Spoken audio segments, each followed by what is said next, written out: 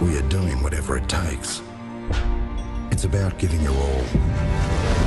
From the players on the field to the members in the stands.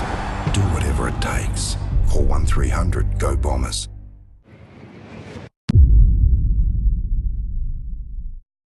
Brent, what's the latest with Michael? Obviously, he was in a moon boot on, I think, Saturday morning. What's his prognosis? Yeah, he's come in this morning. He's done extensive rehab over the last couple of days, but he's reassured us that it's just a general rolled ankle and he's going to be right to go in 2 weeks' time against Adelaide. So it's not necessarily more serious than perhaps been made out so far?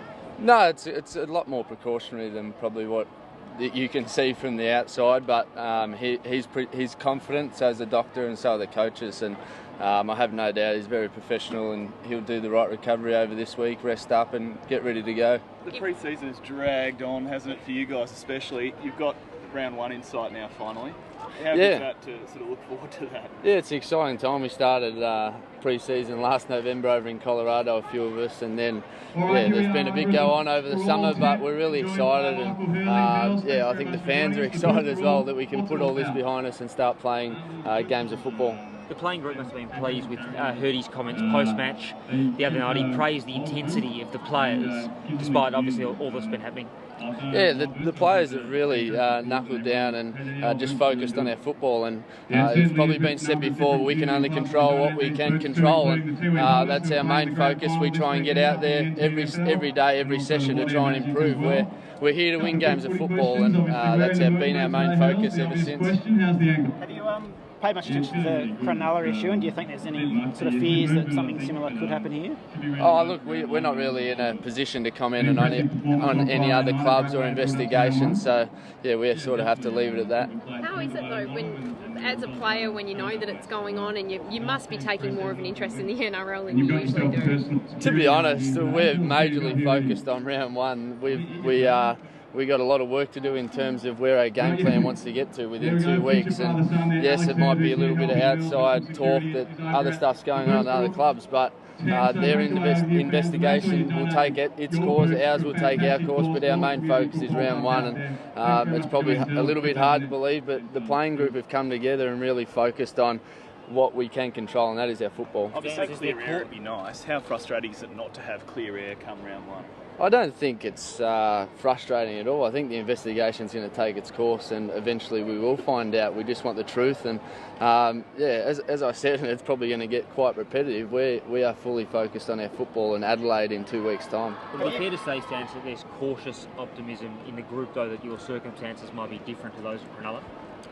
Yeah, possibly. It's a whole different investigation, and we opened up our doors to be investigated. So we're doing everything possible to try and get that process underway, and we're fully cooperating. And I think the AFL and ASADA are doing their job, and so are we. We're here to train, and we're here to do our job, and that is to try and improve and become a good football side. Have you been interviewed by ASADA officials yourself?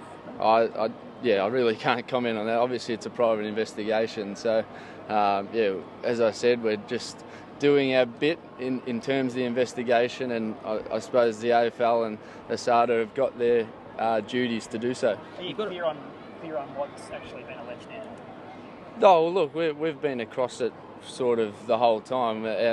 Our board members and obviously Ian and David and James have kept us informed of what's going on, because that is important. But as much as they want to talk about that, or you guys want to talk about that, our major focus is about next week.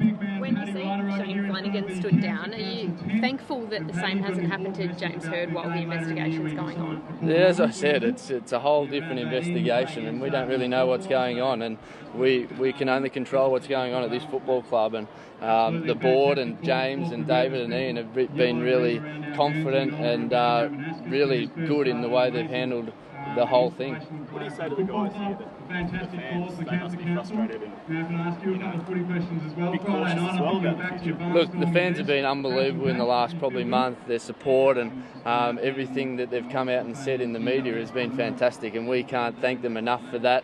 And I think they're looking forward to the season starting next week as well, and we can put this behind us and focus on our football again. Is it a bit humbling? Yeah, it is. It's fantastic. Have a look out here today. It's a public holiday and they're all out here today. We had 8,000 at Manuka. We had a great crowd up at Wangaratta, and I think the support of this football club is very loyal, and we can't talk highly enough of our supporters. Tell us about the young players pushing for selection in round one. You've got a couple of likely candidates. Yeah, Nick Comer and Martin Gleeson, Jackson Merritt, they're all exciting talent, and a couple of them have been in the system a couple of years, but Elliot Kavanagh's another one. I think it's a really exciting time to be at the football club. We're starting to get a good blend of experience and also a bit of youth. And as you might have seen on the weekend, they're really stamping their authority, and it's going to be tough for the coaches to be able to pick a side for round one, which is a bonus, and we haven't been in that situation for a little while. Is it tough for some of the older guys? Yeah, it obviously is. It keeps you on your toes. That's a really big, important thing of hopefully building a successful side in the next couple of years. That you always have to have pressure on the senior guys, and these guys are certainly doing it not on field but also off field. They're very mature young kids and very good leaders in their own right. Just the last NEB Cup game you had, it wasn't super competitive. Was it the right sort of preparation going into round one? Oh, look, we went in there and we had a focus on how we wanted to play, and I think we played that way. I think GWS still had a very good crack at us, and we were able to withstand it. And we played the way we wanted to play. We're pretty happy with that, but we've still got a long way to go in terms of where we want to get to in our defensive structures and everything like that. And how excited is David about possibly coming back this weekend? Yeah, David's really excited. Obviously, he had a little bit of a setback 4 or 5 weeks ago, and he missed part of last year. So it would be great to have him back out there, and he's a great attribute to our football side. But how does feeling in the group compare this time this year with this time last year, given everything that's happened? Is there a different feeling at all?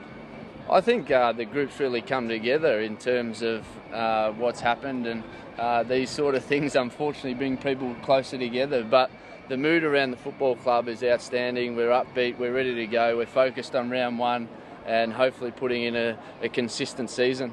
I know Hurdy's a great bloke and very hospitable at the best of times, but I understand he's really thrown out a bit of a branch to a lot of the younger players in particular, and he's spending a lot of time with them to sort of support them through the period. Yeah, I think James has been fantastic in terms of that, along with all our other assistant coaches and our support staff that we have here. It's a very professional outfit, and these younger guys might need support in terms of what's going on. No one's really experienced what's happening, but I think they're coping very well. The players have come together, the coaches, and we're ready to go for next week. Have you copped any jibes from opponents on the footy field? No, I think other clubs have come out in the media and said that they're not going to do that, and they've respected the investigation that's going on. And no, all the other players have been really supportive in terms of what we're going through. It's very rare, and no one really knows what's going on. But yeah, as I said, the investigation will take its course, and we're just majorly focused on next week and round one in Adelaide, and then move on to the next game after that. It's likely we'll come up against Angus Monfries next week. You played most of your career with him. What's it going to be like coming against him? I think Angus plays for Port, so we'll see him later on in the season. It's Brent.